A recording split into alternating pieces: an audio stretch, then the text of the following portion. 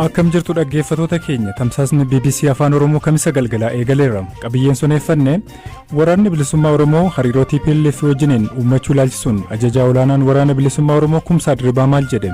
Nuyi osoo hin taane Itoophiyaan kan diigamuu jirtu Itoophiyummaa sodaa lafa sodaa irratti ijaaramtee lafti sodaa isheen irratti ijaaramte sun ittiin citaa jiru warra sana kan diiguu jira.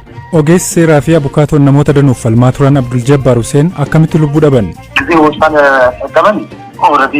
Lubbuun isaanii lubbuudhaan jiran qorachuun barbaachisaa waan ta'eef gara hospitaala mootummaa Shaalaaqamaatti poolisoota akka hin goone gara sitti geessanii. Oduuf odeeffannoo biroos qabna hirphaa gammachuu isiniifan dhiyeessaa amma xumuraatti nu hordofaa.